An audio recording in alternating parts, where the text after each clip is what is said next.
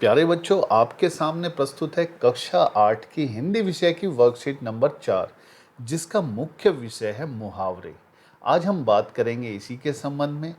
ऐसे कथन जिनका शाब्दिक अर्थ सामान्य होता है, यानी उनका अर्थ तो एक नॉर्मल सा होता है, जबकि उनका दूसरा अर्थ विशेष होता है, वे मुहावरे कहलाते हैं। यानी कि मुहावरे का सामान्य अर्थ नहीं होता, उसका कुछ हटके अलग होता है, जैसा वो लिखा होता है वैसा नहीं। अब हम उदाहरण के माध्यम से इस बात को समझें, जैसे कमर कसना। तो इस मुहावरे का अर्थ होगा सामान्य, जो नॉर्मल अर्थ होगा वो होता है कमर को बांधना, यानी अपने कमर कस ली। लेकिन ऐसा नहीं है, जब इसे हम मुहावरा समझेंगे तो उसका अर्थ होगा किसी काम के लिए तैयार होना। ये विशेष अर्थ है।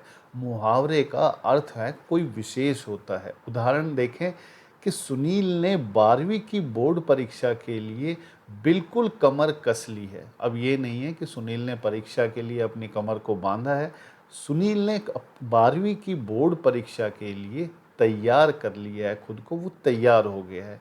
तो इस तरह के जहाँ अर्थ होते हैं उनको हम मुहावरे कहते हैं।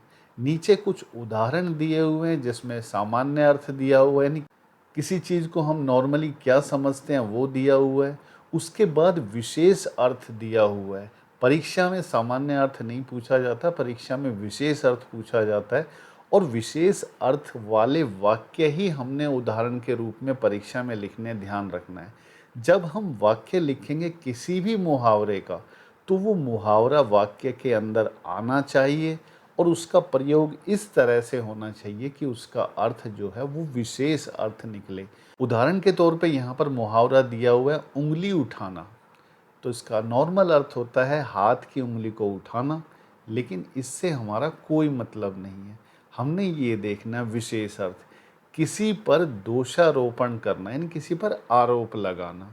तो हम वाक्य में इसको प्रयोग करेंगे कि खुद को सुधारने के बजाय दूसरे पर उंगली उठाना बड़ा आसान है, यानी दूसरे पर आरोप लगाना बड़ा आसान है। और हमने देखा कि मुहावरा उंगली उठाना, तो यहाँ पर उंगली उठाना इसका प्रयोग किया गया। तो ये ध्यान रखना है, जो मुहावरा हो उसका प्रयोग वाक्य में होगा तो वो मुहावरा वाक्य में आना चाहिए और अर्थ जो है वो अर्थ देना चाहिए जिस विशेष अर्थ की हम बात कर रहे हैं।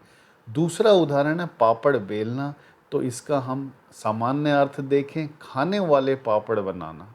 इसका विशेष अर्थ है कि बहुत संघर्ष में जीवन व्यतीत करना, यानी जीवन जो है वो संघर्षों में बीतना। नौकरी पाने के लिए बहुत पापड़ बेलने पड़ते हैं, यानी कि बहुत संघर्ष करना पड़ता है नौकरी पाने के लिए। पीछे कुछ मुहावरे दिए हुए हैं, उसको हमें इसी तरह से उनका सामान्य अर्थ, विशेष अर्थ और ये सब लिख के उसके बाद उसके हम वाक्य में प्रयोग करना है। तो जैसे ये दे रखा है हाथ पांव फूलना, इसका सामान्य अर्थ होगा हाथ पैर मोटे हो जाना या उनमें हवा भर जाना, लेकिन विशेष अर्थ होगा घबरा जाना।